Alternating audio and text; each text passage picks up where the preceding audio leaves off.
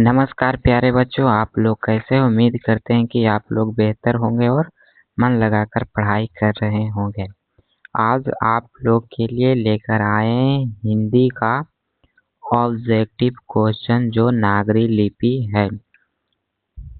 5वां लेसन है नागरी लिपि। तो आप लोग फटाफट मेरे YouTube चैनल में जुड़ें। पहला क्वेश्चन कहता है कि मराठी और नेपाली भाषाओं की लिपि क्या है? क्या है? तो देवनागरी लिपि है। अगला क्वेश्चन कहता है कि चंद्रगुप्त द्वितीय क्रमविक द्वितीय का व्यक्तिगत नाम क्या था? तो देव था। अगला क्वेश्चन है कि नागरी लिपि शीर्षक पाठ कहाँ से लिया गया है? तो कहाँ से लिया गया है? भारत की लिपियों की कहानी से लिया गया है। चौथा क्वेश्चन कहता है कि कर्नाटक प्रदेश का श्रवणबेलगोला स्थान किस प्रसिद्ध तीर्थ स्थल है? तो किस पे स्थल है? तो जैनों का स्थल है।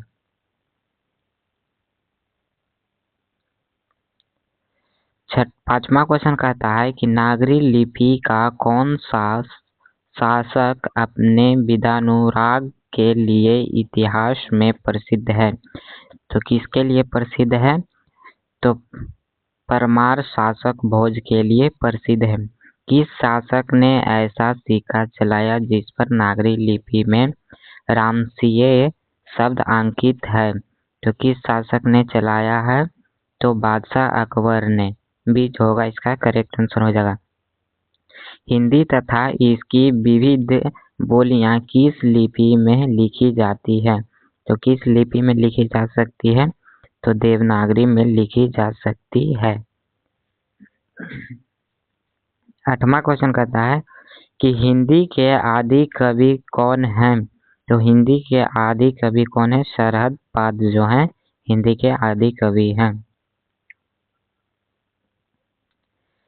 विजयनगर के राजाओं के लेखकों की लिपि कौन क्या नाम दिया गया है?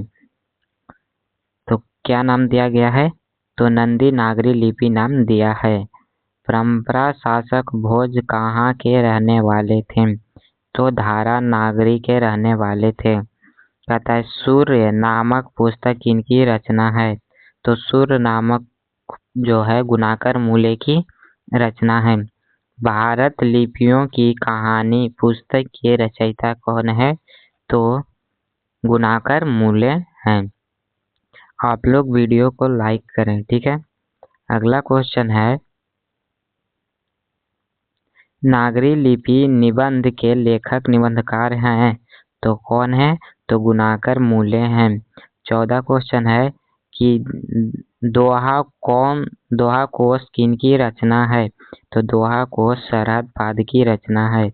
नागरी लिपि शीर्षक पाठ साहित्य की कौन सी विधा है? तो कौन सी विधा है? तो निबंध है। कहता है कि तमिल मलयालम तेलुगु कन्नड़ भाषा है तो दक्षिण भारत की भाषा है। अगला क्वेश्चन है दक्षिण भारत की नागरी लिपि क्या कहलाती है? तो नंदी नागरी लिपि कहलाती है। 10वीं-11वीं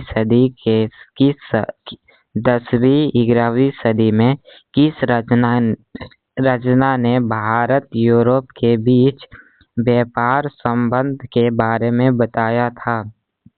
तो किसने बताया था? तो शाहनामा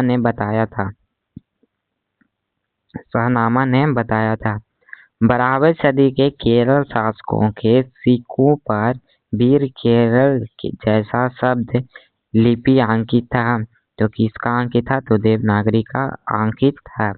ईसा की 14वीं-15वीं सदी के विजयनगर के शासकों ने अपने लेखकों को लिपि को कहा है तो क्या कहा है?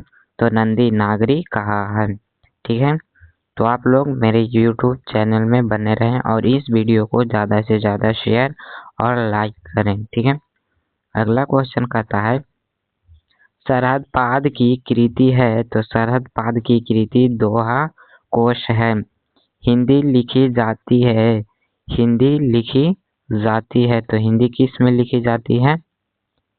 तो देवनागरी लिपि में लिखी जाती है। नागरी लिपि के आरंभिक लेख हमें कहाँ से मिलती है? तो दक्षिण भारत से मिलती है।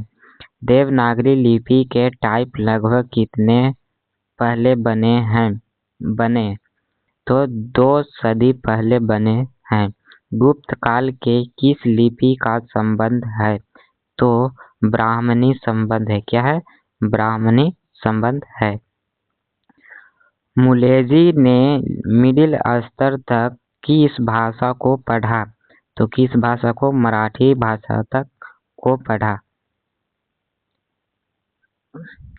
अगला क्वेश्चन है कि गुप्त की राजधानी पटना को क्या कहा जाता है?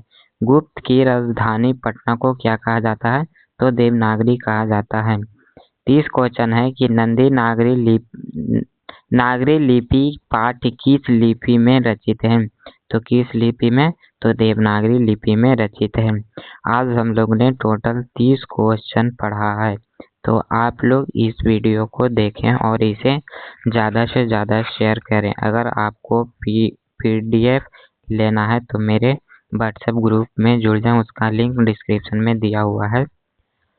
तो आज के लिए इतना ही, फिर मिलते हैं अगले वीडियो में। तब तक के लिए जय हिंद, जय भारत।